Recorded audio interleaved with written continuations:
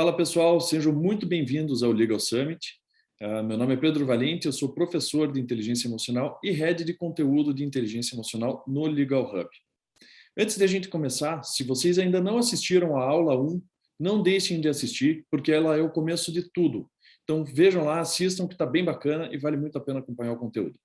Então, sou pós-graduando na abordagem de psicodrama, na Associação Paranaense de Psicodrama. Eu sou psicólogo clínico e professor e head de conteúdo do Legal Hub na parte de inteligência emocional. Então, a gente vai agora para o momento advogado de sucesso. E eu gosto de começar essa aula sempre citando essa frase do Aristóteles, que é: qualquer um pode se zangar, isso é fácil. Mas se zangar com a pessoa certa, na medida certa, na hora certa, pelo motivo certo e pela maneira certa, isso não é fácil. A inteligência emocional ela se resume muito a essa frase, e vocês já vão entender o porquê. Então, aqui está a agenda da aula. A gente vai começar falando um pouquinho sobre a relação com o Visual Law, vamos passar para a inteligência emocional, entender um pouco sobre os pilares da inteligência emocional e vamos falar também um pouquinho sobre o vínculo e comunicação.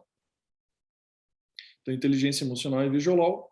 Qual que seria a relação? Vamos começar falando um pouco sobre a relação com o Visual Law. Ela é uma ferramenta do Legal Design, em que o advogado, a gente parte do pressuposto que o advogado vai ter que se relacionar com diversas pessoas e de diversas formas. Existem duas maneiras de se relacionar. Existe a forma simétrica, que são com os seus pares relacionais, que são relações horizontais. Existem formas assimétricas, que seriam com juízes, promotores ou com o próprio cliente, e que são relações hierárquicas. Vocês já vão entender por que isso é importante. A gente parte, então, de dois pilares do Legal Design.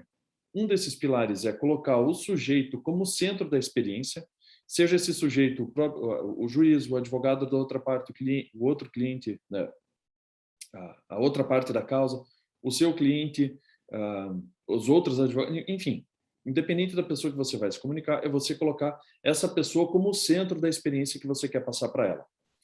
E utilizar o Legal Design como uma ferramenta para poder facilitar a compreensão do sujeito, para que ele consiga entender melhor aquilo que você está expressando, ok? Então vamos trabalhar com um caso real aqui. Vamos imaginar que você recebe em seu escritório um potencial cliente que alega ter sido mandado embora injustificadamente de seu trabalho e que, portanto, se sente no direito de receber uma indenização. Normal, isso no mundo do direito é um caso muito recorrente. Na sua primeira conversa com o cliente,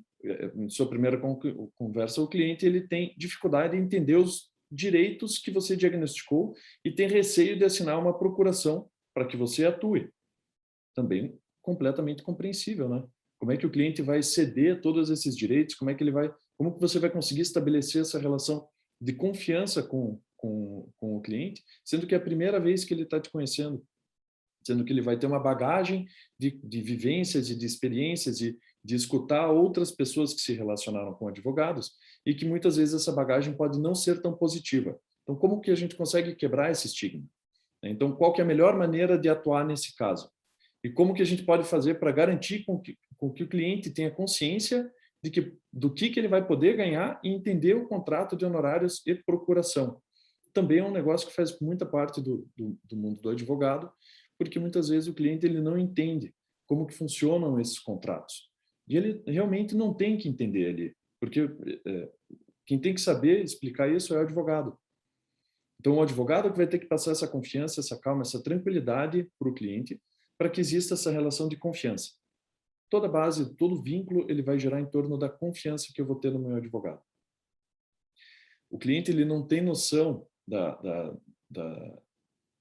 dos processos jurídicos, muitas vezes não tem noção dos processos jurídicos. Então, a gente sempre tem que partir do pressuposto que o cliente não vai saber de muita coisa, que a gente vai ter que explicar, os advogados vão ter que explicar tudo isso para ele. Ok? Por que a inteligência emocional ela está envolvida nesse conceito do Visual Law e do Legal Design? Bom, a gente parte do pressuposto que as emoções elas vão estar envolvidas em todos os momentos da nossa vida, seja no mundo profissional, seja no mundo em casa, nas relações com os amigos, com os familiares, nas relações do trabalho, enfim, ele vai estar a todo momento. O que seria a inteligência, então? Vamos começar do começo. Inteligência é o processo cognitivo capaz de organizar, interpretar e traçar caminhos lógicos das informações que a gente recebe do mundo externo. Ou seja, o cérebro vai receber as informações, vai traçar um raciocínio lógico e estruturado para conseguir interpretar aquilo que ele está recebendo.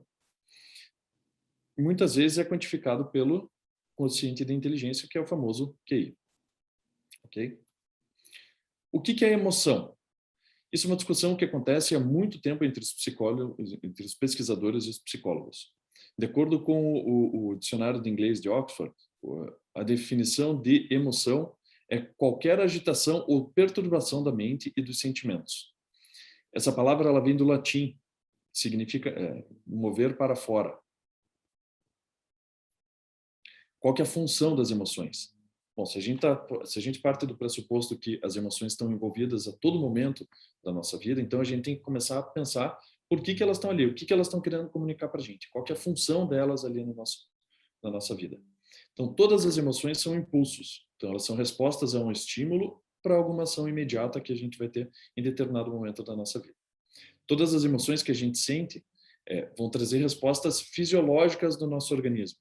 Se eu estou muito nervoso, eu posso começar a tremer, eu posso começar a gaguejar, eu sinto frio na barriga, eu posso começar a falar de uma forma mais rápida, eu posso respirar mais rápido, ou eu posso travar, simplesmente não conseguir falar mais nada. Algumas emoções, então, elas vão gerar sensações, e essa aqui é uma das grandes diferenças entre o sentimento e a emoção. A emoção é o que eu sinto aqui dentro. O sentimento é a forma que eu vou externalizar essa minha emoção. Todo esse estudo começou com o teste do marshmallow, em que analisou a resposta que crianças de 5 a 7 anos davam durante esse teste. Então, é um caso bem bacana de acompanhar, caso vocês tenham curiosidade, tem no Google, é só procurar, mas vale a pena entender como que esse conceito da inteligência emocional surgiu. Daniel Goleman pegou esse teste, começou a analisar e trouxe esse conceito para a gente. É bem interessante. Então, vamos trabalhar com o que é inteligência emocional, certo? Então, a gente entendeu o que é emoção, o que é inteligência, e a gente entendeu agora também o que é a emoção. Unindo esses dois conceitos, então, é a capacidade de organizar, interpretar e traçar caminho das nossas emoções com a possibilidade de passar por adaptações ao longo da vida. Isso é extremamente importante. Eu consigo traçar novas respostas emocionais, eu consigo modificar a forma que eu vou reagir a determinadas situações. E isso é extremamente essencial para as nossas relações no dia a dia, para que a gente consiga achar respostas novas e ter, assim, situações novas. Daniel Goleman, que foi quem criou esse conceito da inteligência emocional, coloca, então, como a capacidade de identificar os nossos próprios sentimentos e os sentimentos dos outros, de nos motivarmos e de gerir bem as emoções dentro de nós e nos nossos relacionamentos. Ou seja, a inteligência emocional é um conceito que trabalha com os vínculos. Eu preciso me conhecer para, assim, melhorar a forma com a qual vou me relacionar com os outros. De acordo com o autor, então, ela vai se basear em 5 pilares: autoconhecimento, autogestão, automotivação, empatia e relacionamentos interpessoais ou habilidades sociais. Vai depender da forma que o autor vai escrever aí. Então, a gente tem que começar a entender que existem algumas emoções básicas na nossa vida, né? A gente pode nomear algumas emoções e dar algumas funções para elas. Por exemplo, raiva. Raiva é uma emoção, é uma das emoções básicas. Eu posso sentir raiva quando eu me sinto atacado por alguma pessoa. Mas a raiva é extremamente importante para que eu consiga estabelecer o limite entre aquela pessoa e eu, para que eu possa determinar que aquela pessoa não pode mais passar dali e que a partir dali ela já está me atacando. O excesso de raiva pode fazer com que eu me torne uma pessoa violenta. O medo faz com que eu não tome decisões sem pensar nas consequências. Faz com que eu não seja uma pessoa inconsequente. Só que o excesso de medo pode me bloquear totalmente em qualquer tipo de tomada de decisão. A tristeza, por exemplo, é algo que vai me fazer refletir sobre o que está me incomodando naquele momento.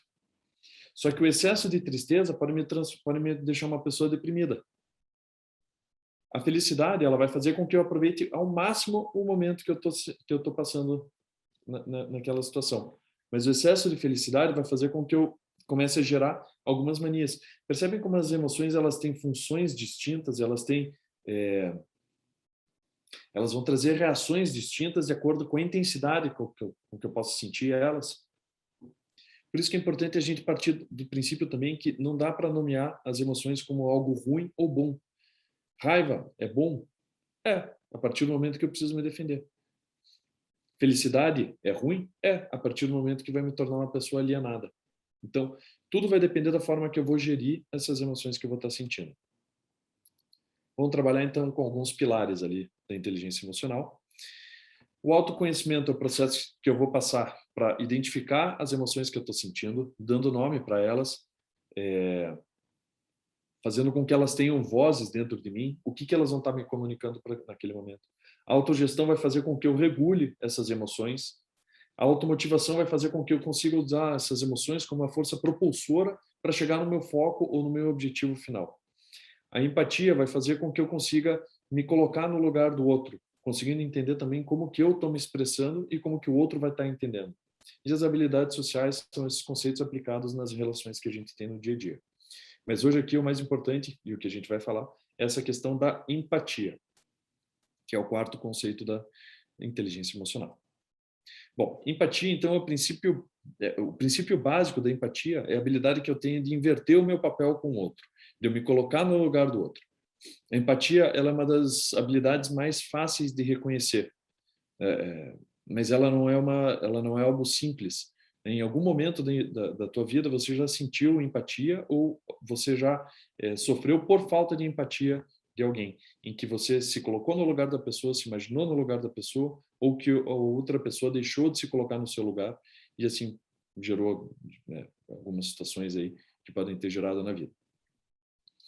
A gente não pode então ser generalista, rotular. A partir do momento que a gente rotula, a gente vai criar estigma e vai deixar de lado todo o restante que a pessoa tem. Então, se eu começo a ter falta de empatia com o cliente por determinado motivo, eu vou deixar de lado tudo aquilo que o cliente vai ter e vou apenas trabalhar com aquilo que me gera, que eu não gosto, com aquilo que vai me fazer repudiar aquele cliente. Às vezes o cliente ele vai estar extremamente violento, vai estar extremamente agressivo, mas ele pode estar muito ansioso porque ele tem muita expectativa em cima daquele processo. Então, a gente tem que aprender a se colocar no lugar do outro para entender o contexto de vida que esse outro está vivendo.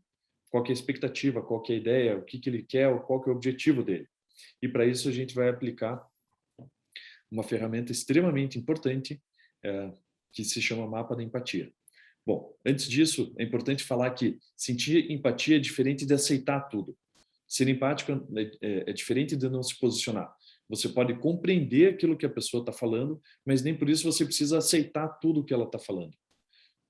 Ser empático, então, é saber se colocar no lugar do outro, gerindo as próprias emoções, para conseguir, muitas vezes, até pontuar com maior assertividade aquilo que está desagradando dentro da relação. Para a psicologia, a empatia é fusão ou união das emoções e sentimentos com outras pessoas ou com outros objetos. Ou seja, eu costumo falar que as pessoas se conectam por meio das emoções. Só que para que eu possa me conectar com outra pessoa por meio da minha emoção, eu preciso primeiro entender ela, preciso gerir ela e usar ela muitas vezes como essa força motivadora. Empatia, então, vem do grego empatia, não sei como é que fala, que significa entrar no sentimento do outro. Como é uma habilidade, então a gente começa a desenvolver desde criança. Isso desde a época que a gente era bebezinho, quando estava no colégio ou no jardim de infância ou em berçários, muitas vezes, que eu escutava um bebê chorando e eu também começava a chorar. Ou então, quando durante uma discussão com algum coleguinha de sala, eu aprendo a me colocar no lugar do outro para que eu entenda aquilo que ele vai estar sentindo também. Bom, enfim, toda a parte da empatia começa nesses vínculos relacionais. Então, é importante perceber que a pessoa ela não vai comunicar apenas pelo conteúdo, mas pela forma que ela vai estar se comunicando. Então, existem duas maneiras de se comunicar. E isso a gente vai trabalhar daqui a pouquinho dentro da parte de comunicação. Mapa da empatia.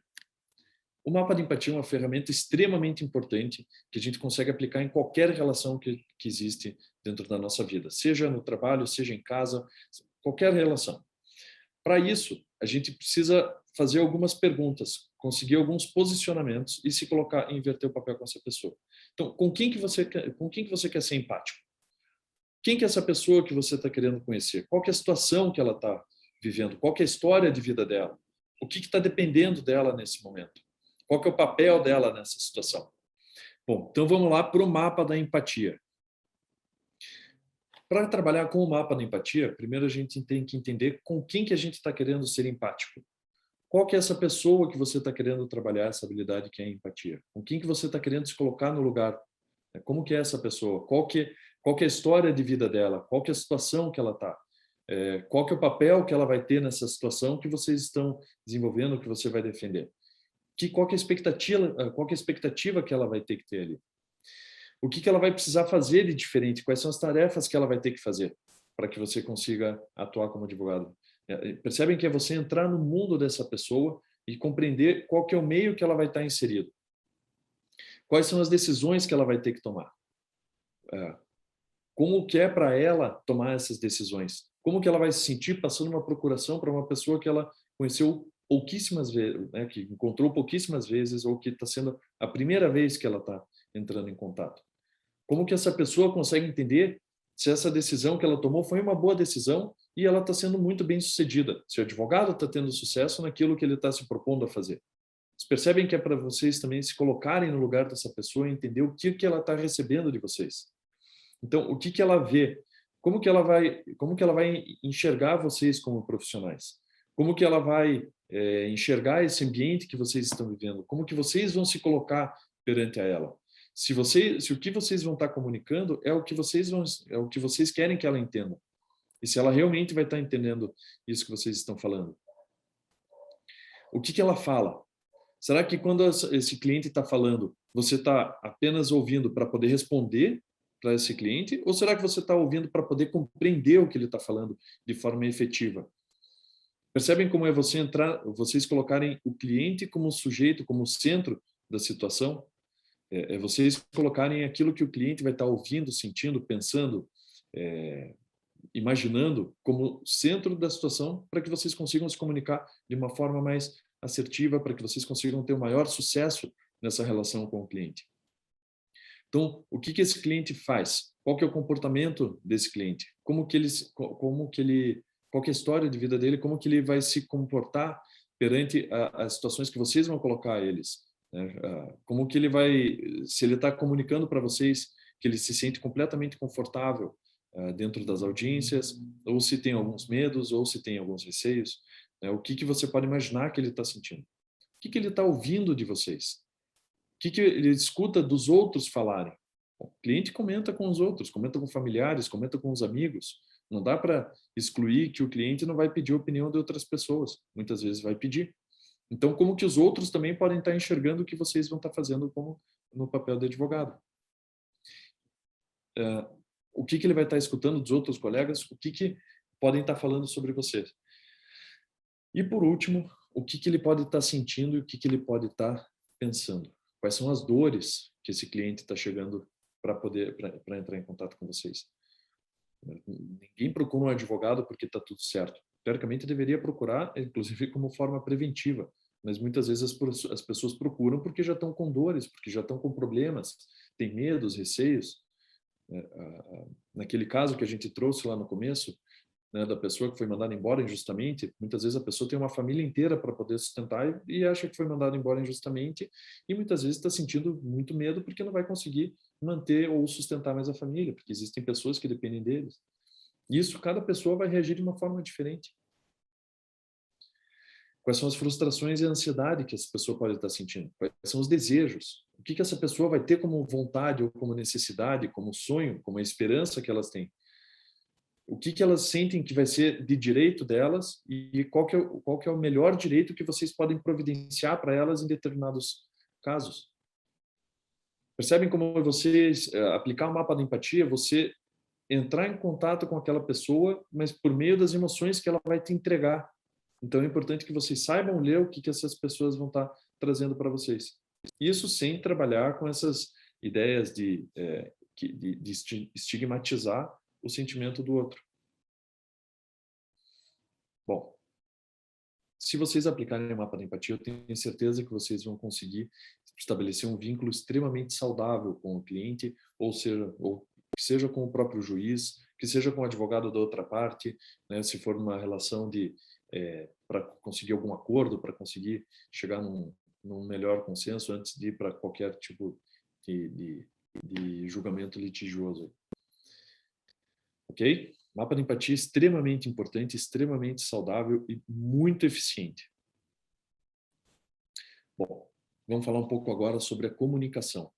Por que a gente vai falar sobre a comunicação? Porque a gente está falando sobre vínculos, sobre interação entre pessoas. O advogado ele interage com outras pessoas o tempo todo. Ele vai interagir com os clientes, ele vai interagir com o juiz, ele vai interagir com promotores, vai interagir com instituições, vai interagir com outros advogados. E a base do vínculo é a comunicação. É uma das coisas mais importantes para que se consiga estabelecer um vínculo mais saudável.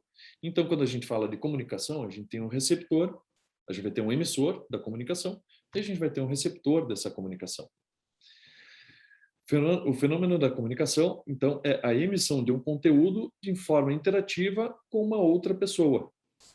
Se eu estou emitindo, alguém tem que estar recebendo essas comunicações, esse conteúdo para que seja efetivamente uma comunicação, né? O vínculo, então, é a forma de interação que vai existir entre essas duas pessoas. Então, uma das formas de conseguir determinar se o vínculo entre essas duas partes está saudável é como que está essa comunicação, como que está esse entendimento, se existem ou não ruídos dentro dessa comunicação. Quando que acontecem ruídos? Quando eu estou falando A e a outra pessoa está entendendo B. Ou quando a outra pessoa está falando B e eu estou entendendo A. Esses são os ruídos que acontecem e é extremamente comum em qualquer tipo de relação. Se eu não aplicar o mapa da empatia, é muito comum que esses ruídos venham a aumentar e eu só fomente uma relação não tão saudável. Bom, de novo, quando a gente fala sobre vínculo, então, que nem a gente viu no começo dessa aula, existem essas relações de formas simétricas, quando eu tenho os meus pares equivalentes e que vão ter responsabilidades equivalentes, são relações fraternais, advogado com advogado, o advogado com o advogado da outra parte, ou no próprio escritório, ou as relações assimétricas, que são as relações hierárquicas. Advogado-cliente, mas o advogado-cliente tem uma relação igual. Não. Quem sabe mais no mundo do direito é o advogado, não o cliente. Então, existe uma hierarquia que tem que ser posicionada, que tem que ser marcada, né? O advogado tem que passar essa relação de confiança, de hierarquia, de que ele sabe mais das coisas, até porque estudou para isso, e que o cliente ele precisa acompanhar e confiar. Então, o advogado com o juiz, bom, enfim, que nem já foi falado aqui em outros momentos. Então, quando a gente fala sobre a comunicação e o vínculo, eu trabalho com os 5 axiomas da comunicação, da pragmática da comunicação humana, que é de um cara chamado Paul Václavic, que veio com esses cinco pilares, esses 5 conceitos. E o primeiro conceito é que é impossível não comunicar. Todo comportamento que eu tenho, eu vou estar comunicando alguma coisa, eu vou estar emitindo alguma informação para o sujeito. Todo comportamento, então, humano, ele vai ter um teor de mensagem. Eu preciso aprender a ler esse comportamento humano, eu preciso aprender a ler essa mensagem que o outro está me mandando. A comunicação, ela tem um conteúdo e uma relação, sendo essa uma metacomunicação. Então, não diz apenas aquilo que eu estou comunicando, diz respeito também à minha relação que eu já tenho, ao vínculo que eu já vou ter com esse cliente ou com essa outra parte, com essa pessoa que está recebendo as informações. A natureza de uma relação depende da pontuação de sequências comunicacionais. Bom, a partir do momento que eu estou comunicando, a outra pessoa está recebendo. Se ela recebe essa mensagem, isso vai gerar um conteúdo dentro dela e ela vai colocar para fora. Ela colocando para fora, eu vou receber, vai gerar um conteúdo dentro de mim e eu vou colocar para fora. E assim eu começo com essa parte da pontuação de sequência comunicacional, que é um gerando emoção e sentimento nos outros e comunicando para o outro de alguma forma. Os seres humanos eles vão se comunicar ou de forma digital ou de forma analógica. A forma digital seria a forma verbal, a comunicação verbal que eu estou trazendo. E a forma analógica é a comunicação não verbal. Se as duas não estiverem congruentes, aí vai começar a criar ruído também. Por exemplo, eu posso começar a trabalhar com ironia, eu posso começar a trabalhar com confusões naquilo que a outra pessoa vai estar recebendo. Eu passo um sentido de dupla mensagem, que a pessoa não vai saber exatamente no que ela vai poder confiar. Se vai ser no meu comportamento verbal, ou se vai ser no meu comportamento do corpo, ou se vai ser no meu comportamento verbal, dentro daquilo que eu estou falando. Então, os dois têm que estar muito bem congruentes. E as permutas comunicacionais, elas vão acontecer de forma simétricas ou complementares, conforme se baseiam na igualdade ou na diferença, que é aquele conceito que eu falei agora há pouco sobre as relações simétricas ou hierárquicas. Se vocês pegarem todos esses conceitos de comunicação, conseguirem juntar com os princípios da empatia e aplicar dentro do mapa da empatia, eu tenho certeza que vocês vão conseguir se comunicar de uma forma muito melhor, porque vocês vão entender aquilo que a pessoa vai estar sentindo. Vocês vão entender qual que é o mundo que aquela pessoa vai estar entrando. O Visual Law, ele se baseia basicamente em colocar a outra pessoa como centro daquilo que eu quero comunicar. Então, só que para que eu possa colocar essa pessoa como centro dessa informação que eu quero passar, eu preciso entender o que essa pessoa vai estar pensando. Eu preciso me colocar no lugar dessa pessoa, entender como que ela está me enxergando, como que ela está recebendo o conteúdo que eu estou passando e como que ela vai se sentir com esse conteúdo que eu vou estar passando. Isso vai mudar se eu vou trabalhar com o cliente, se eu vou trabalhar com o juiz, se eu vou trabalhar com o advogado da outra parte. Cada pessoa vai ser uma forma diferente, porque vai ser um vínculo diferente. E é extremamente importante para que vocês consigam ter mais sucesso nessa carreira de advogado. Bom, momento da revisão. Então, a gente começou trabalhando com o que é a inteligência emocional, passamos por alguns pilares, os 2 pilares do Visual Law. A gente trabalhou também qual que é a importância de compreender quais são as emoções, dar nome para essas emoções, trabalhando com os 5 pilares da inteligência emocional: o autoconhecimento, a autogestão, a automotivação, empatia e habilidades sociais. A gente trabalhou aqui os 5 axiomas da comunicação humana. A gente trabalhou também como que vocês conseguiriam aplicar o mapa da empatia para que vocês tenham mais sucesso dentro dessa carreira de advogado, dentro desse papel de advogado que vocês têm na tua vida. Beleza? Espero que tenha ajudado, espero que vocês tenham gostado. Muito obrigado e mais uma vez, se vocês não assistiram ainda a primeira aula, que é o começo de tudo, corram lá, assistam e aproveitem ao máximo essa experiência do Legal Summit. Valeu!